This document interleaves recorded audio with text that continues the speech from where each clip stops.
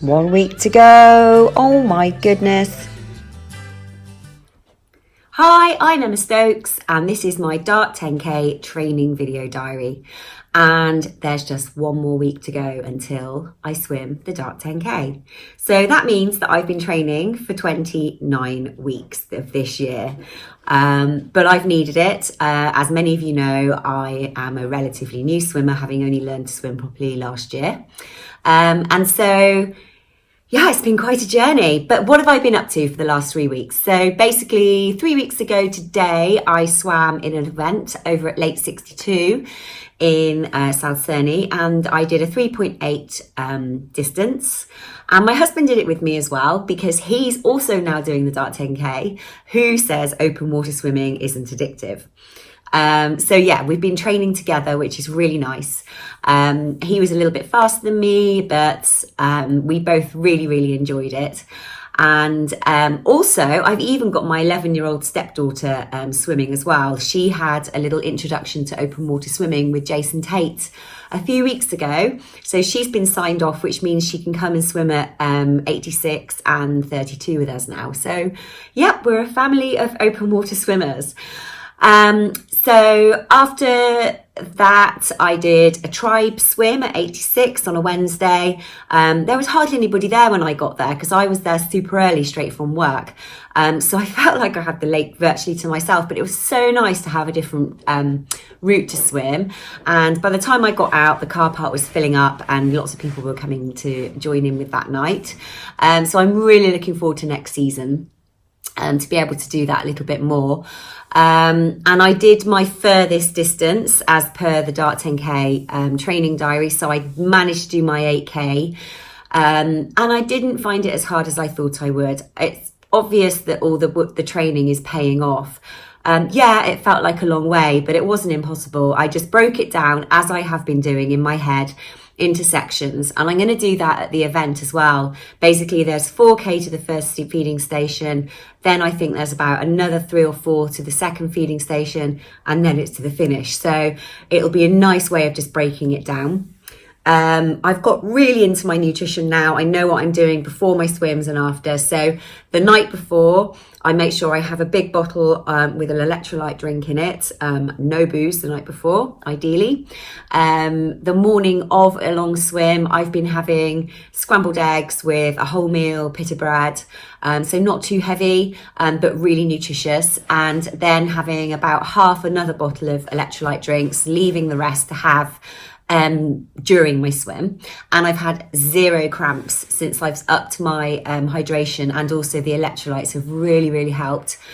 Then in my break from a long swim, I usually take about 5 minutes to go back to the jetty, have a drink, and I've been having these pouches which I've showed you before, I think maybe last time I did a video diary, so have a look. Which is like it's a fruit puree really, instead of doing a nasty gel, but it's still got everything you need in it in terms of sugar and salts, and also that booster of fruit. And then if I need it, a couple of jelly babies, perhaps at my second break. But I did 2 breaks when I did my 8K. So yeah, that's really good. My wetsuit is continuing to fall apart, but it's now pretty much patched up as much as I can with the Black Witch glue.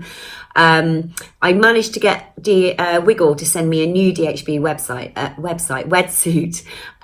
but after just 1 swim, there were signs of it wearing again under my arm. So I've just sent it straight back. It's clearly not suitable for purpose.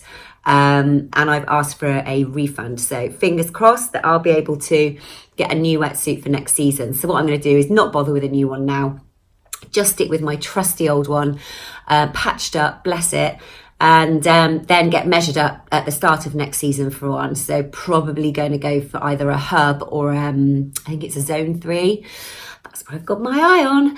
And then, yeah, we've done a few training swims, me, Mandy and Zoe. So that's been nice. And we've got into a little routine of having a picnic afterwards. And, oh God, I had a birthday. So I'm another year older, but the weekend was pretty alcohol fueled. And then I tried to do a 7K swim at the end of it. It was hard. I think I did just under 7. But yeah, alcohol and long swimming doesn't go. They just don't mix. So yeah, that was tough. I had a lighter week because the week before when I did my 8K, whew, I was tired. And then really that's it. So I did my last timed swim on Wednesday with Kimo's swim. And I was so proud of myself. I am going to blow my own trumpet a little bit because when I first got in, I think it was either the April meeting or the May meeting, I had a panic and couldn't even swim it. Then I did the second one. I managed to do it. I stayed right at the back and just did 400 meters up to fast forward to this Wednesday when the siren went off to set us all off. I managed to keep myself up in the pack and not be freaked out by the other swimmers. There was legs and arms flailing, but I was assertive and kept my line. If legs came my way, I just gently pushed them out of the way. And yeah, I was like, oh my God, I'm actually doing it. I was up in a group of swimmers. So yeah, that was good. And I swam really well. So I came out of that smiling. In fact, I can't think of a swim in the last probably, I don't know, 12 weeks or 15 weeks since I've really got into my groove when I don't come out of the lake smiling. Like, I seriously love it. It's just the best. And that's it. So I did my last 5K today.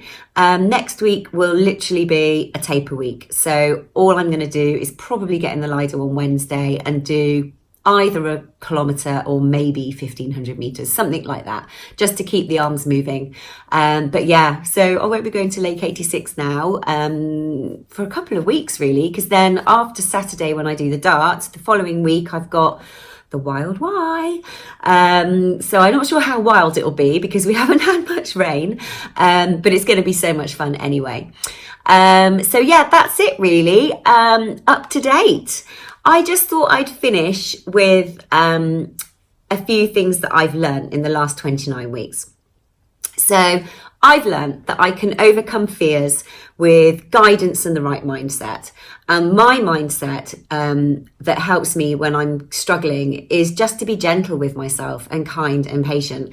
When I try and push and shove myself, it doesn't work. So that's what I've learned. I've learned that I still can't wee when I'm swimming. I have to stop. So if you see me on in the Dart 10K bobbing around or doing a bit of kind of just looking, I might be weeing, so don't come too close.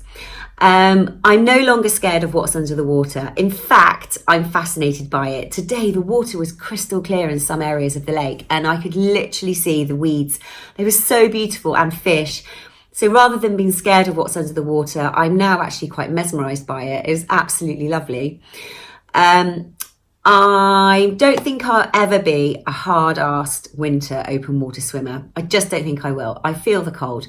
I felt the cold today. The lake had gone down to about 17 degrees, which is still warm for most people I know, but it's cold for me.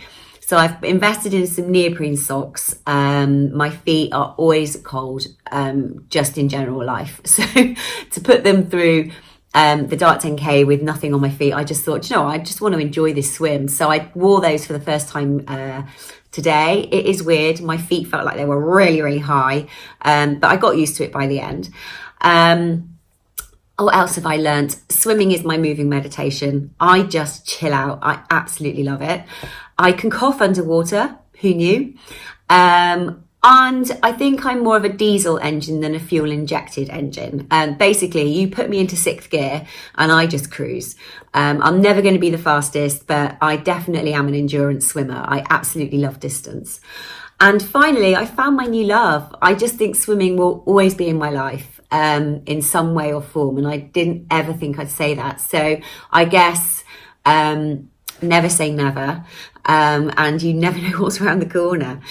And my top tip I'm going to leave you with, this is a gem, probably more for women, but maybe for men as well, is when you're just finishing the Dart 10K and you're just about to come out of the water, there's going to be probably a camera pointed in your face. If I was you, I'd give your face a good old wipe because a salty ladybeard is not what you want to see. on camera. And I got that tip from a little Instagram friend or acquaintance.